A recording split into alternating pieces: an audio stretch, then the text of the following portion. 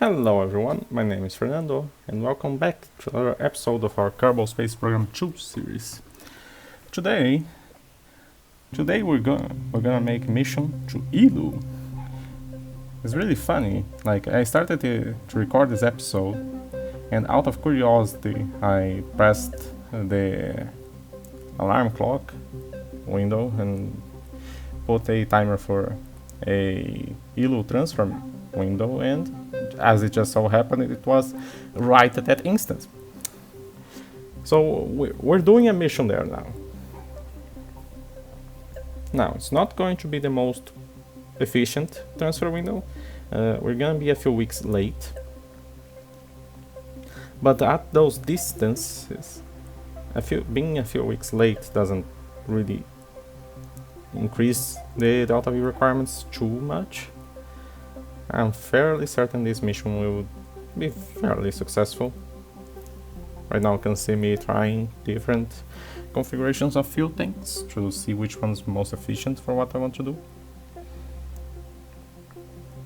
I think I should have put more solar panels maybe, because Eeloo is really far away. I'm not entirely sure if those two big solar panels will be even enough electric charge for the probe itself, but we'll find out in like 6 years when it gets there. Now, Eeloo is the Kerbal equivalent of Pluto in real life, and Pluto is the Roman name for Hades, so that's what I'm naming this mission. This is the Hades probe, and we're just launching it right now.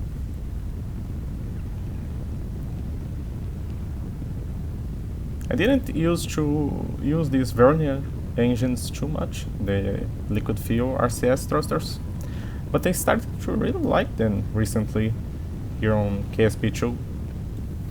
Also, I'm seeing something I really don't like. The fairing still doesn't really protect against atmospheric heating. Like if I went too fast there, this would have blown up,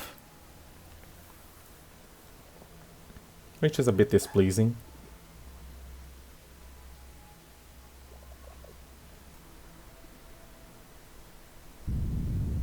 Here I did a bit of a mistake. I should have turned off my RCS thrusters. I don't need them right now. The mainsail has thrust gimbaling, so I didn't need the RCS thrusters to control the rocket's orientation.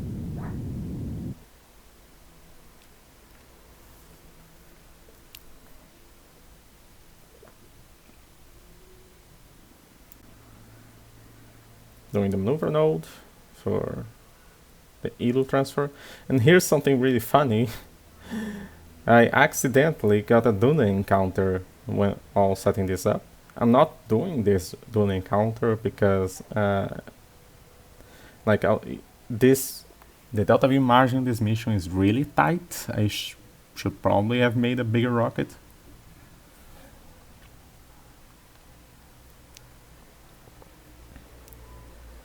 But in the end I decided to do it like this.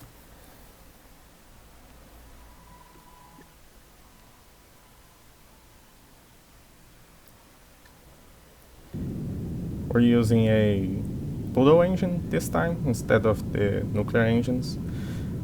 It has a lot more thrust, right? So instead of having to do multiple burns to get the orbit we need to escape carbon, I can do it on a single burn, which is very nice.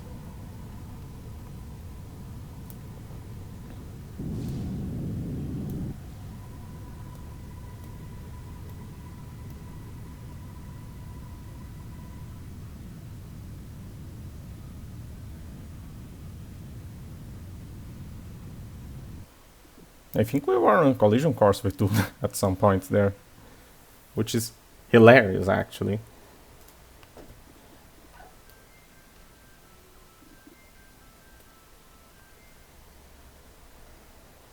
Here I'm setting up the timers for the next missions every 35 days and 3 hours, which is how much I calculated a month to be equivalent of in Carbon. Carbon has 400 something days in its year. So if I want to do month-long wait times between launches, I need to do it differently. Now we're coming upon the course correction burn on the Zeus mission. Here we're changing our altitude, correcting our inclination in relation to Joule.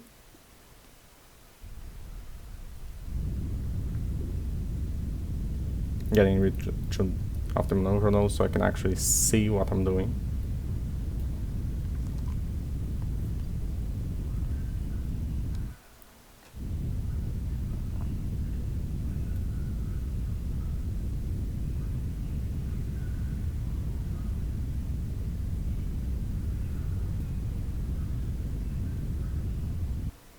There we go.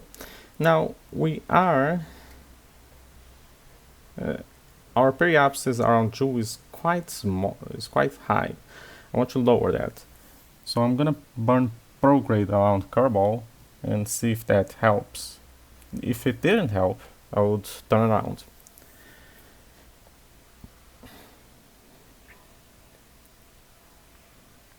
This is 4 times speed, by the way.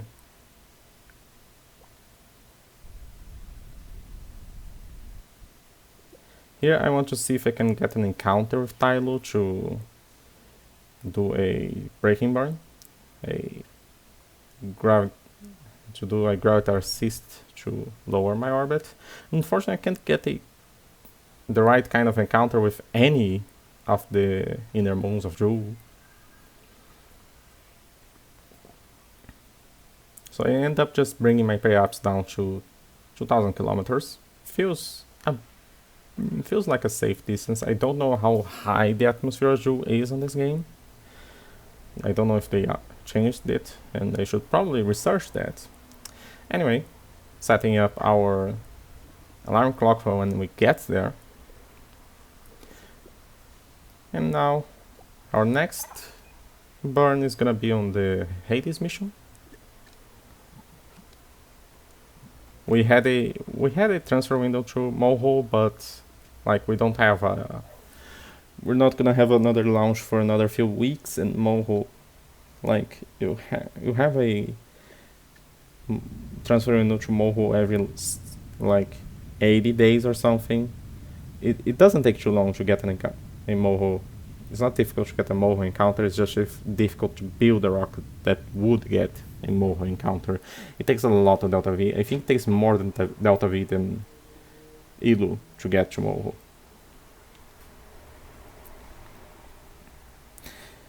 Stage separation, and now to refine our Eeloo encounter.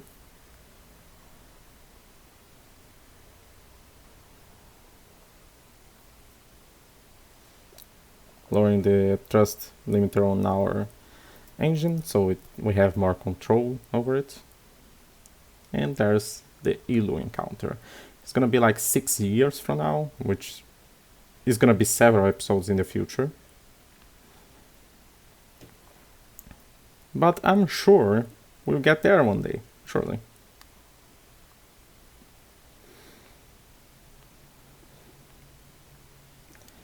Just turning around the probe so the solar panels can face the sun.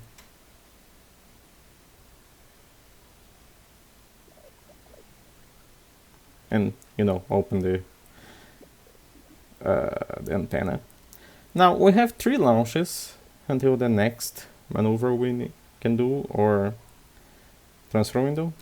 I actually forgot to set up the Moho alarm. I should do that before the next episode.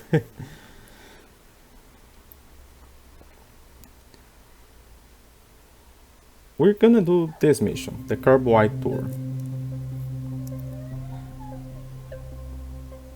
And like usually when I do this, I've done this twice already. When I do this I use a rocket to get there, but this time I decided to build a plane because it's not something I usually do. Here I'm wondering if I can use a cargo to hold the lander can, and I can't really, so I'm gonna have to do it like this. Right, your craft needs to have a lander can for the mission to go through.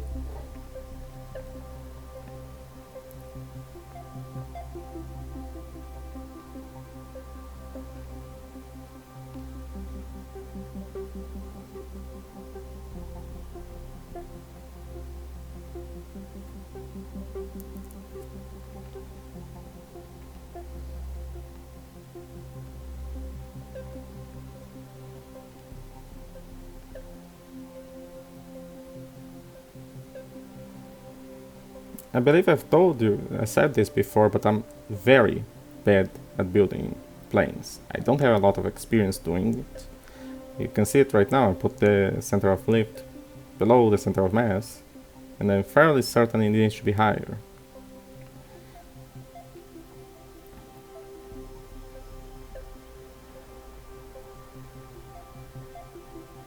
It's gonna bite me in the ass in a few seconds.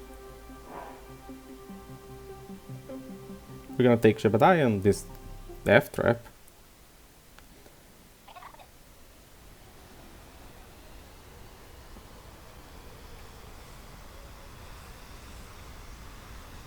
And we lose control.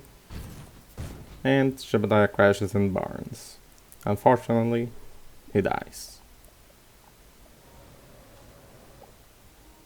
Taking a minute to, digest that. I don't even remember what I did differently this time. Oh yeah, I lowered the authority limiter on the wings and made so they can't do everything.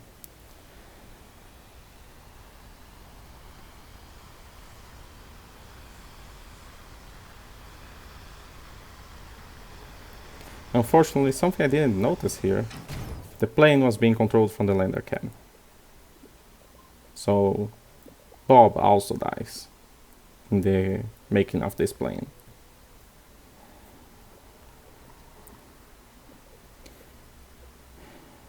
I consider reloading the game right now. Right? I hate doing planes. But like I kinda need to do it so this mission. It's actually quite difficult to land a rocket on Kappy Rock, as I demonstrated. Was it last episode? Was it the one before that? I think it was last episode.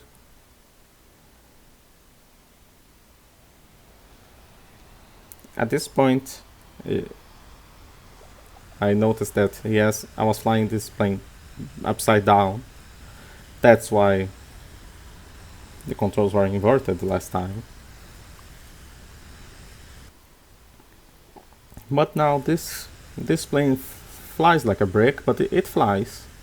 So we'll be able to get there. I decided to go through the South Pole. Here's this beautiful shot I got flying over it.